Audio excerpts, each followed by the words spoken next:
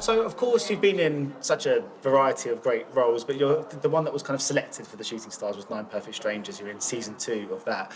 You work a lot with Nicole Kidman in that. I mean, she's obviously someone of, especially for people of kind of our generation who we grew up kind of watching on screen. When you're in a scene with someone that has got that kind of global, kind of iconic appeal, do you ever find yourself going, oh my God, it's Nicole Kidman, or is it or do you have to almost just remove all of her history and just see the character in the scene? And can that be a challenge for an actor? I think it can be a challenge outside of the acting, when you feel like, oh, you're not allowed to approach a person maybe, or, there's kind of security measures around a person, stuff like that. But when it comes to acting, she's not Nicole who's trying to be anybody special in front of you. She is Nicole, the actor, who's playing a role, and she's immersing herself in the role. And if you just dare to do the same, which hopefully as us actors we just dare to do, and we go past glamour, fame, and all that stuff that distracts from what we actually do, which is storytelling, right? Then you're just going to have a great time. I mean, looking at your background when you've been sort of starting off, I know you kind of were studying, was it Paris, Berlin, London, New York, and your English is impeccable as well. I mean, are you someone that has very global aspirations yourself? Would you like the idea of working in a whole variety of different film industries from every kind of corner of the globe? Yeah, definitely. I think there's so much great work happening everywhere in the world.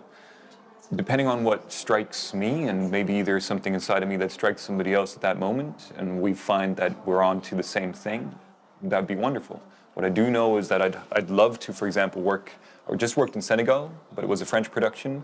I'd love to work in Senegal again, doing a Senegalese movie. I think they have fantastic films, phenomenal actors, beautiful, daring truths that they tell that inspire me and provoke me to be better than I am right now.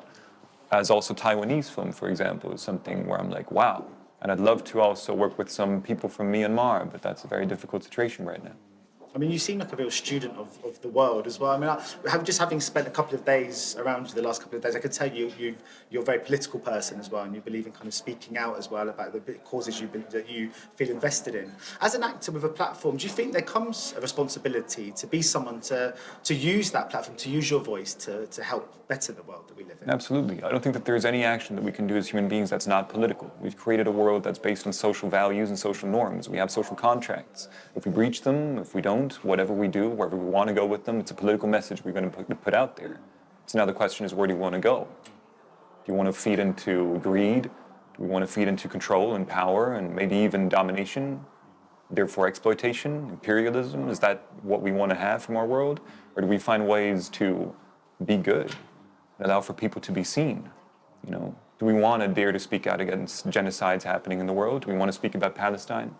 Do we want to speak about Congo? Do we want to speak about the women in Sudan that are suffering? What do we want to speak about? And those are choices that I think shouldn't be something that we have to shy away from just because we make movies. I think it's completely fine to do exactly those two at the same time because we're human beings. And we should look at each other and say, you know what? There are human rights that we tried to create, that we try to uphold, not for the fact of saying, oh, there are human rights, but for the fact that people are equal, for the fact that there can be storytellers. For example, from Sudan, for example, from Myanmar, who are not going to be oppressed just because they have a voice, because they have an opinion that goes against those that oppress them. So we need to speak about it so that they can be supported in whatever form or way, but not for the fact of saying, I'm speaking about it, now I'm important, for the fact of saying they should be allowed to have their voice. Do you find that your passion for the world and for people and for equality will also dictate some of the roles you take as well? Do you think it impacts how you, this type of characters you want to play, the type of stories that you want to tell in your acting space as well? It's a part of my soul, but another part of my soul is a romantic. Another part of my soul is a joker and an idiot, right? So it really depends on the moment and on what I want to experience. But again, I think that everything is political. So I do demand from movies to also understand that, we got to stop with certain things. We have a world that's in crisis, and not only in like social crisis or in crisis of war and of domination, but there's another crisis, which is global warming. And if we in the film world continue to constantly have throwaway things or continue to value flights over trains just because we have such a quick turnaround, well, we're a part of the trouble. And we don't need to be a part of the trouble. We can be good people, and we can maybe slow down a little bit.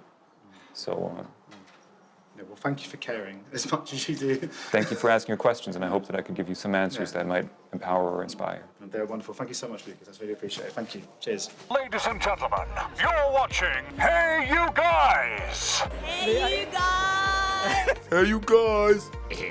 Hey, that's what they all say. Hey, you guys. Hey, you guys!